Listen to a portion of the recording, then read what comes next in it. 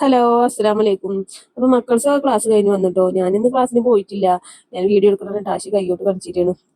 അങ്ങനെ നിസ്കാരവും ഓത്തൊക്കെ കഴിഞ്ഞാണ്ട് ഞാൻ ഇതാ അടുക്കളയിൽ കയറിട്ടോ. ഇന്ന് നമ്മളെ 27-ാം രാവല്ലേ. അപ്പൊ ഉണ്ണിയപ്പം ഉണ്ടാക്കാൻ വേണ്ടി ഞാൻ മാവ് കൂട്ടി വെച്ചിരുന്നു. അപ്പൊ അതിക്ക് മറ്റേ വറുത്ത തേങ്ങയും എള്ള് വറുത്തതൊക്കെ ഇട്ടുകയാണ്. അങ്ങനെ ഞാൻ ഉണ്ണിയപ്പം ഉണ്ടാക്കാൻ വേണ്ടി നിന്നു. മറ്റേ പണ്ടായിരുന്നു മധുരമുള്ളതിനോടൊക്കെ നല്ല താല്പര്യം. ഇപ്പൊ പിന്നെ മധുരമുള്ളതൊന്നും ഉണ്ടാക്കണ്ടെന്ന് പറഞ്ഞിട്ടായിരുന്നു ആശയ. ഞാൻ പിന്നെ എന്റെ ഒരു ഇതിന് പണ്ടുള്ളവരൊക്കെ ഉണ്ടാക്കുന്നതല്ലേ. അപ്പൊ അതിന് വേണ്ടിയിട്ട് അങ്ങനെ വെറുതെ ഉണ്ടാക്കിയതാണ്. ആരും തിന്നൊന്നും ചെയ്യില്ല, എന്നാലും വെറുതെ ഉണ്ടാക്കി. അങ്ങനെ ഇന്നത്തെ കഴിഞ്ഞ് നമുക്ക് അപ്പാണ് കേട്ടോ. അതാ നമ്മളെ കളിക്കി പറഞ്ഞപ്പം, അതായത് വലപ്പം. അങ്ങനെ ഞാൻ അപ്പം ചുട്ടുകൊണ്ടിരിക്കുകയാണ്. അതിന്റെ ഇടയിൽ ഞാൻ ഉണ്ണിയപ്പം ഉണ്ടാക്കുന്നുണ്ട്, പുറത്ത് അപ്പം ചുടുന്നുണ്ട്. അപ്പം ചുടുന്നതിന്റെ ഇടയിൽ ഞാൻ കറി ഉണ്ടാക്കുന്നുണ്ട് കേട്ടോ. കറി ഉണ്ടാക്കാൻ ഞാൻ വീഡിയോ എടുക്കാൻ മറന്നു പോയി.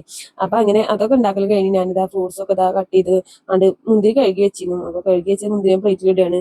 അങ്ങനെ മുസമ്പിയൊക്കെ കട്ട് ചെയ്ത് ഇട്ടു. ഇന്ന് നമുക്ക് സച്ചില്ല കേട്ടോ.